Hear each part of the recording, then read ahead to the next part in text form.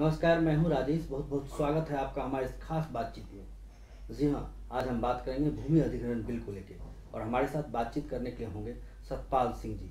BJP के वरिष्ठ नेता हैं, सांसद हैं और इनका खास ताल्लुकात मुंबई पुलिस के पूर्व पुलिस कमिश्नर भी रह चुके हैं और किसानों के बड़े नेता हैं, किसानों को लेकर काम कर रहे हैं। और इनसे हम जानने और समझने की कोशिश करेंगे क्या वाकई सरकार, जो मौजूदा सरकार है, वो किसान विरोधी है। सतपाल सिंह जी, आपका बहुत बहुत स्वागत है इस बातचीत में। सबसे पहले सवाल, पूरे फिजा में जो विपक्ष का आरोप, राहुल गांधी का खासकर जगह जगह जाना, सोनिया गांधी का जाना कि ये सरकार किसान विरोधी है, नरेंद्र मोदी की सरकार किसान विरोधी, क्या आप मानते हैं? क्योंकि आप जहाँ से आते हैं वहाँ किसानों से जुड़ा हुआ काम है। पश्चिमी उत्तर प्रदेश खासकर वो इलाका है जहाँ किसानों को लेकर चढ़ बढ़ की बातें की जाती हैं। क्या आपको वाकई लगता है दिल से कि सरकार किसान विरोधी है? देखिए राजेश जी, सबसे पहले तो मैं आपको बताना चाहता हूँ कि उत्तर प्रदेश में या विशेष रूप से पश्चिमी उत्तर प्रदेश में किसानों का कुरुक्षेत्र जिसको कहते हैं उसका नाम बागपत है। किसानों की राजनीति बागपत से चलती है। केवल उत्तर प्रदेश ही नहीं, मैं कह सकता हूँ इस देश में उसका किसानों का राजनीति का केंद्र बिंदु रहा है। और इस भूमि अधिग्रहण बिल को लेकर के बागपत के अंदर कुछ ज़्यादा प्रॉब्लम नहीं, समस्या नहीं आई है, क्योंकि हम लोगों ने वहां पर किसानों के साथ एक अच्छा संपर्क रखा। इस देश के अंदर पिछले लगभग 68 वर्षों में कांग्रेस की सरकार रही और 1894 का कानून अब तक इस देश के किसानों के साथ उसका जो है उसको लागू किया गया। किसानों की लाखों एकड़ जमीन इस प्रकार से ली गई, उसको ठीक से मुआवजा मिला नहीं, ठीक से मिला नहीं और समय पे मिला नहीं। पहली बार एक ऐसा कानून, एक ऐसा बिल भारतीय जनता पार्टी लाई है कि वो किसानों के हित में है। किसी की जमीन ली जाएगी, उसको 4 गुना मुआवजा मिलेगा, उसके परिवार के एक आदमी को नौकरी मिलेगी, रोजगार मिलेगा। और तो और उस पर काम करने वाले जो खेतीहर मजदूर हैं, अगर वो भी प्रभावित हुए हैं तो उसके परिवार को भी एक आदमी को रोजगार मिलेगा। ये बात सही है कि पिछले 60-65 वर्षों में 1947 में इस देश के अंदर जो जीडीपी में जो कृषि का योगदान था वो 32% था और आज वो लगभग 14% रह गया है। धीरे धीरे कम होता जा रहा है। किसानों की हालत खुशहाल नहीं है। लेकिन इसके पीछे पिछली जो सरकारें थी उनका ही कारण है। पहली बार आप देखिए कि पहली बार 1 लाख करोड़ किसानों को ठीक से क्रेडिट मिले, इसके लिए ये भारतीय जनता पार्टी सरकार लाई है। जो पेंशन योजना ला रही है अभी, जिसका माननीय प्रधानमंत्री जी के हाथों 9 तारीख को जिससे उसका उद्घाटन होगा, क्या कभी आपने सुना है कि 12 रुपये देकर के 2 लाख रुपए का बीमा हो सकता है उसमें? क्योंकि किसान जो हैं 75% जो बिलो पॉवर्टी लाइन पे इस देश में गरीबी रेखा के नीचे जीवन यापन करने वाले जो लोग हैं, उसमें 75% किसान हैं। ये तो सरकारी आंकड़े कहते हैं कि 12 रुपये दे करके आप साल में 12 रुपये दीजिए, 1 रुपया महीना दीजिए, 2 लाख रुपए का बीमा हो जाएगा। 340 रुपये देंगे तो 2 लाख रुपए का बीमा हो जाएगा। और जिस प्रकार से पशुधन को लेकर के और जो है किसान मंडी आनी चाहिए, किसानों को उनकी फसल का ठीक से उनका मूल्य मिलना चाहिए। कुछ बातें ऐसी है कि डॉक्टर स्वामीनाथन ने जो रिपोर्ट दी है, कि डॉक्टर स्वामीनाथन की जो रिपोर्ट है 2007 कि भाई अब तक वो लागू क्यों नहीं की। भारतीय जनता पार्टी का भी ये चुनावी वादा था, लेकिन उसके पीछे दूसरे कुछ कारण हैं। और लेकिन ये भारतीय जनता पार्टी का एक संकल्प है कि किसानों की फसल का ठीक से मूल्य उनको दिया जाए। पहली बार ऐसा हुआ है कि पिछले इतने सालों में किसान की फसल को अगर नुकसान होता है, जैसे अभी बेमौसम बारिश से नुकसान हुआ है, 50% से अगर नीचे नुकसान होता था, उनको कभी उन बेचारों को मुआवजा नहीं मिला।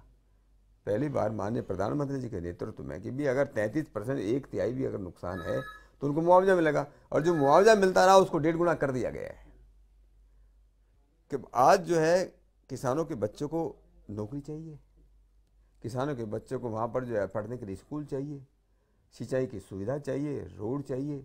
इन सब बातों को लेकर के पहली बार ऐसा, पहले लाइन निकलती थी, गैस की पाइपलाइन आती थी, इलेक्ट्रिक लाइन आती थी, कहीं को मुआवजा नहीं मिलता था। ये इस प्रकार के जो 13 कानून थे उनको भी पहली बार इसमें सम्मिलित किया गया है। तो ये किसानों के हित में है, गाँव के हित में एक बिल है। लेकिन सर, इसमें जो कहा जा रहा है कि आप किसी की ज़मीन लेते हैं अगर, तो उनसे पूछने में क्या दिक्कत है? जो कंसेंट का जो प्रयोजन था, जो कि विपक्ष बार बार आरोप लगा रही है कि उस क्लॉज को मौजूदा सरकार ने खत्म किया है, पूछने में आखिर क्या दिक्कत है? क्या उनसे नहीं पूछा जाना चाहिए? क्या उससे कंसेंट नहीं लेना चाहिए? क्या ये विकास विरोधी बात है?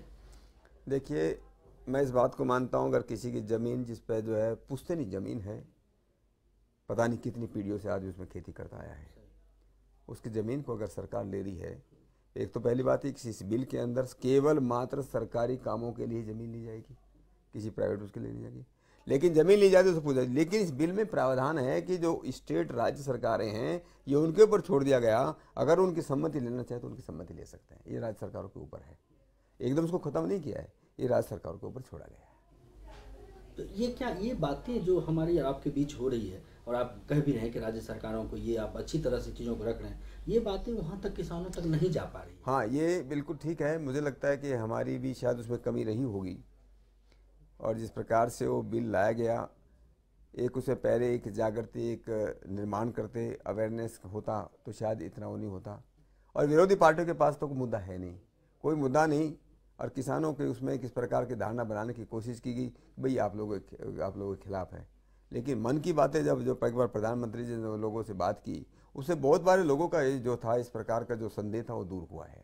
ये बात जरूर अभी भी हमारी पार्टी इस बात की कोशिश कर रही है कि किसानों की पंचायत बुला करके तो किसानों को समझाया जाए कि ये जो बिल लाया जा रहा है ये आपके हित के लिए है, गाँव के हित के लिए है, गरीबों के हित के लिए, उनके विरोध में नहीं। सर, इस देश का एक सच और भी है जो आप कह रहे थे, किसानों को लेकर कितनी सारी चीज़ें मौजूदा सरकार कर रही है, ये सच है। लेकिन एक सच ये भी है, किसान इस देश में लगातार आत्महत्या भी कर रहे हैं।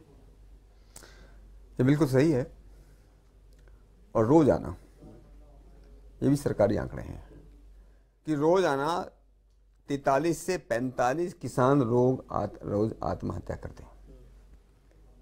लगभग 14 से 15 हज़ार लोग हर साल आत्महत्या करते हैं। दूसरे लोग भी आत्महत्या करते हैं, ऐसा नहीं है। लेकिन इस देश का अन्नदाता वो खुद जो है भूखा रह जाए, वो आत्महत्या करने लगे, ये बहुत ही गंभीर बात है और गंभीर चुनौती सरकार के सामने है। लेकिन जो समस्या खड़ी हुई पिछले 60-65 वर्षों के बीच बाद में, जो समस्या खड़ी हुई, इसके लिए मौजूदा सरकार को उसके लिए उत्तरदायी नहीं बताया जा सकता, जवाबदार नहीं किया जा सकता। हम जवाबदार हैं अब कि उसके लिए उनके लिए काम करना चाहिए, और निश्चित रूप से एक बहुत ही सबल, बहुत ही समर्थ कृषि नीति लाने की जरूरत है।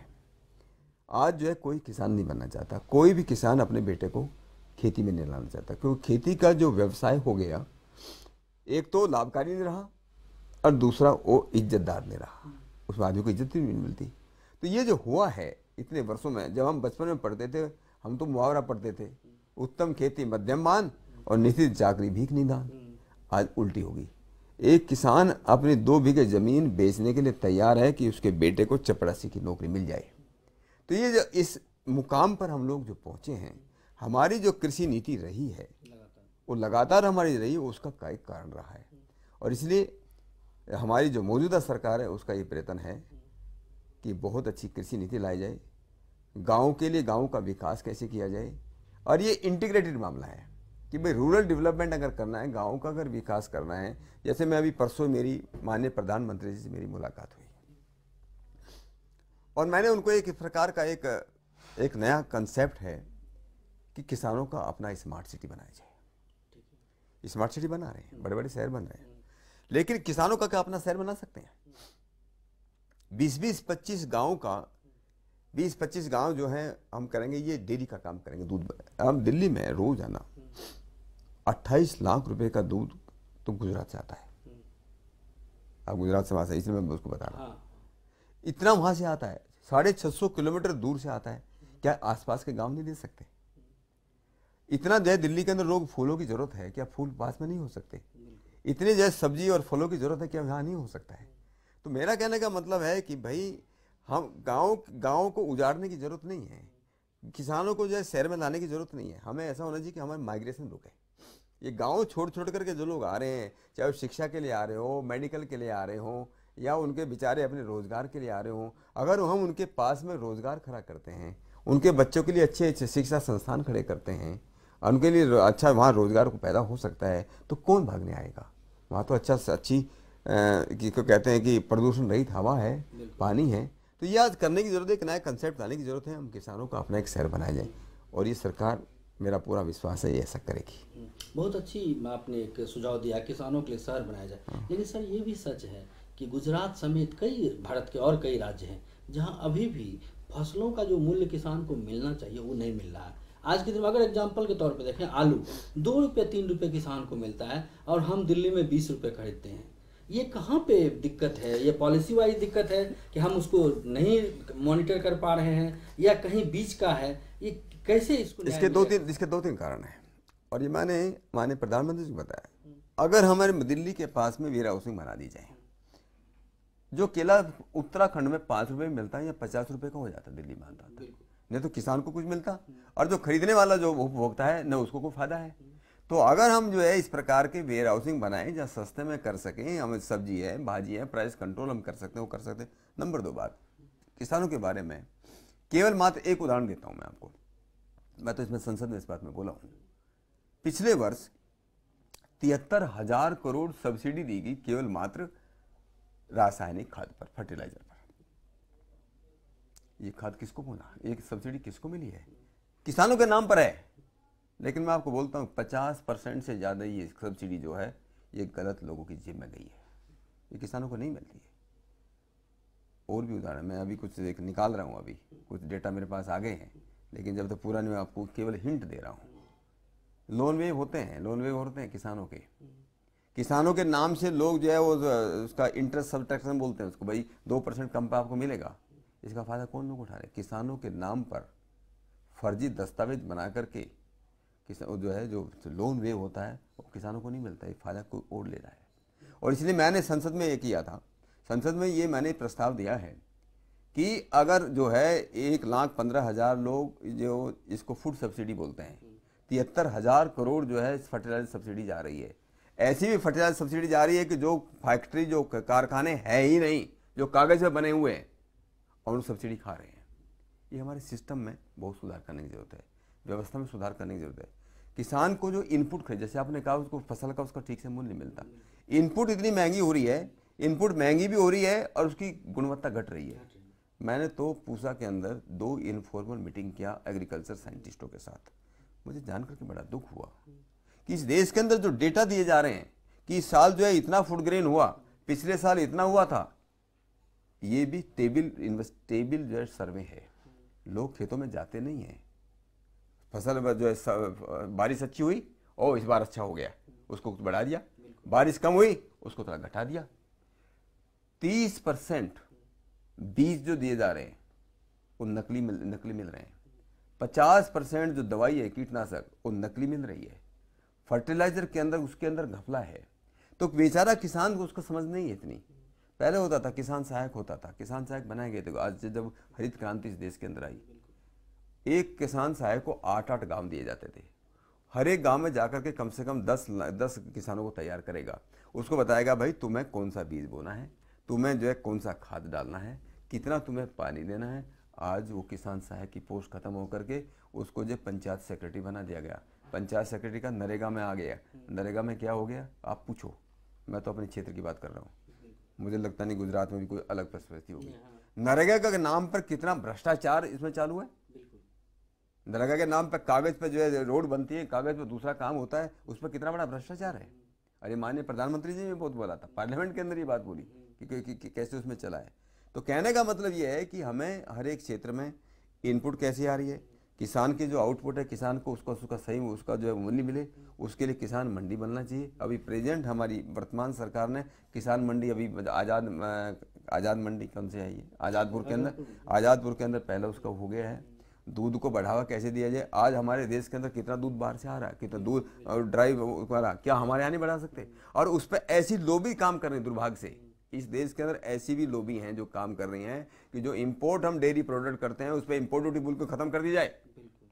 और जो है हम शुगर जो बुलाते थे पहले कि शुगर पे यहाँ पर जो उसको इंसेंटिव दिया जाता था, वहाँ इंपोर्ट करते थे, उसी को एक्सपोर्ट बना रहे। समुद्र के किनारे पर लोगों ने फैक्ट्री बनाई, ऐसे ऐसे लोगों ने काम किए। पहली बार इस सरकार ने आकर के इंपोर्ट ड्यूटी 40% कर दी है कि लोग जो इंपोर्ट, ताकि यहाँ के लोगों को सही मूल्य मिल सके। गन्ने के किसान हमारा कितना प्रॉब्लम है, पिछले साल का भी मेरे क्षेत्र में तो उत्तर प्रदेश के अंदर और जगह भी हो सकता है, गन्ने के किसानों का पिछले साल का भी पूरा भुगतान अभी तक नहीं हुआ है। इस साल का तो एक ना पैसा मिला नहीं है। तो हम शुगर के रेट को किस तरह से हम प्राइस कंट्रोल नहीं कर सकते? क्या गन्ने का हम सही में, क्या दूसरा कोई ऐसा हो सकता है दुकानदार, कोई मैन्युफैक्चरर कि अपना सामान दे उसको पैसा नहीं मिले? एक किसान बेचारा किसान पिट रहा है। इसलिए हर एक क्षेत्र में हमको जो है सुधार करने की ज़रूरत है, एक अच्छी नीति लाने की ज़रूरत है और उसके लिए हमारी सरकार कटिबद्ध है, वो करेगी। सतपाल जी देखिए, हम बड़ा ताज्जुब हो रहा है जो हम लोग बात कर रहे हैं, आपका एक बैकग्राउंड डिफरेंट रहा है। आप मुंबई पुलिस के पूरा सर्वा रहे, आपने उनका देखा है, आप सांसद बन के राजनीति में आए, आपको हमको उपयोग करना चाहिए था लॉ एंड ऑर्डर को, इंटरनल सिक्योरिटी को लेके, और आप किसानों की बात कर रहे हैं। चूंकि आप किसान, तो आपको नहीं लगता कि इतने लंबे समय से किसानों का इस देश में कोई नेता नहीं रहा, इसलिए भी किसानों को न्याय नहीं मिला? एक मुंबई पुलिस के पूर्व एक्स कमिश्नर को यहाँ राजनीति करनी पड़ रही है किसानों के लिए, जो कि देश के इंटरनल पॉलिसी के लिए करना चाहिए। तो ये नहीं लगता किसानों के नाम पे जो पुरानी राजनीति हुई है, चाहे वो जो विरासत में आप देख रहे हैं उन लोगों ने कोई इस तरह के ना पॉलिसी पे बात की, ना ईमानदारी से जो प्रयास करना चाहिए था वो आज तक हुआ नहीं। ये बिल्कुल ठीक आप कह रहे हैं। मैं तो एक दिन संसद में बात कर रहा था, इस बार जब किसानों का विषय आया अग्रेरियन क्राइसिस के नाम से, सारी पार्टी का जो भी लीडर खड़ा हो रहा था बोलने के लिए, सब किसानों के फेवर में बोल रहे थे। मैंने कहा ये अगर ऐसा है और लोग पिछले कुछ बोलते आ रहे, सालों से बोल रहे, आज किसान इतना परेशान क्यों है? क्या हम वास्तव में किसान को खुशहाल देखना चाहते हैं? क्या हम वास्तव में दिल से चाहते हैं? अगर दिल से चाहते तो किसान की स्थिति ये नहीं होती। किसानों के नाम पर लोगों ने राजनीति की है, लेकिन किसान को जो है खुशहाल बनाने के लिए काम नहीं किया। हमने तो ऐसे ऐसे देखा है मेरे क्षेत्र में, तो हमारे जो नेता जो अपने को किसान नेता कहते थे, पिछले 30 वर्षों में एक बार भी, रिकॉर्ड की बात कर रहा हूँ मैं, एक बार भी किसान के लिए एक प्रश्न तक नहीं उठाया। ऐसे लोग हैं जो किसानों के नेता बने लेकिन कुछ उठाया नहीं। दुर्भाग्य की बात है। मुझे तो जो है, मैं तो अभी तो पार्टी का सिपाही हूँ, जो भी ये सब आता है, मैं को किसान का बेटा हूँ, मुझे दर्द है किसान का। मैं जिस क्षेत्र से आता हूँ, हमारे किसान बहुत परेशान हैं। आज अपने बच्चों की शादी नहीं कर सकते, अपने बच्चों को ठीक से पढ़ा नहीं सकते, अपने लोगों के परिवार के लोगों का ठीक से मेडिकल ट्रीटमेंट नहीं करा सकते, और इसलिए उनकी बात को उठाना, उनकी आवाज़ में तो संसद में बन रहा हूँ, मैं उनकी आवाज़ उठा रहा हूँ। सर एक चीज़ और हम आपसे ईमानदारी से जानना चाहेंगे कि जो बातें आ रही हैं कि ये सरकार क्या किसानों के साथ जो भी डील, भूमि अधिग्रहण का जो मामला आ रहा है, क्या ये कॉर्पोरेट के फेवर में ज़्यादा है? क्या जो बातें चल रही हैं, विपक्ष का जो आरोप है कि ये वो किसान नहीं कॉर्पोरेट के लिए काम किया जा रहा है? देखिए, ये तो लोगों को जब कोई मुद्दा नहीं मिलता है, इस तरह की लोगों में कुछ धारणा बनाने की कोशिश की गई कि भाई ये सरकार जो है ये तो कॉरपोरेट की है, बड़े लोगों की सरकार है, और हमारी पार्टी का इस तरह का एक इमेज बनाने की कोशिश की गई है। लेकिन पहली बार हमारा जो प्रधानमंत्री बना है, अरे भाई वो तो बिजनेस वाला नहीं है, उसकी बैकग्राउंड तो बिजनेस की नहीं रही है। अगर इस देश का प्रधानमंत्री ऐसा बनता है जो गरीब परिवार से आया है, गरीब बैकग्राउंड से आया है, ऐसे आदमी से किसानों का, गरीबों का हित हो सकता है। मैंने पहले कहा कि विरोधी पार्टियों के पास कोई मुद्दा नहीं है। मैं तो चाहता हूं, देखो, विन विन सिचुएशन होना चाहिए। इस देश के अंदर इंडस्ट्री भी आना चाहिए, इस देश के अंदर स्किल डेवलपमेंट भी होना चाहिए, इस देश के अंदर शिक्षा बहुत अच्छी होनी चाहिए, इस देश के अंदर लॉ ऑर्डर बहुत अच्छा होना चाहिए, इस देश का किसान भी खुशहाल होना चाहिए, सबको साथ लेकर के चलना चाहिए। और सबको साथ, अच्छी नीति हमारे देश में तभी आएगी जब देश के अंदर राष्ट्रनीति ठीक होगी। राष्ट्रनीति ठीक होगी तो शिक्षा नीति अच्छी होगी, विदेश नीति ठीक होगी, अर्थनीति ठीक होगी, और शिक्षा, ये जो सब आगे। और सौभाग्य से बहुत वर्षों के बाद पहली बार इस देश के अंदर एक राष्ट्रवादी सरकार आई है जो सबको साथ लेकर के चल रही है, सबका साथ और सबका विकास। सर इस बातचीत के लिए बहुत बहुत धन्यवाद आपसे, आपने हमारे लिए समय निकाला, और हम उम्मीद करते हैं किसानों की समस्या को लेकर सतपाल जी आगे भी लोकसभा और राज्यसभा में लड़ते रहेंगे, देश में लड़ते रहेंगे, ताकि किसानों को न्याय मिल सके और उसकी कीमत मिल सके।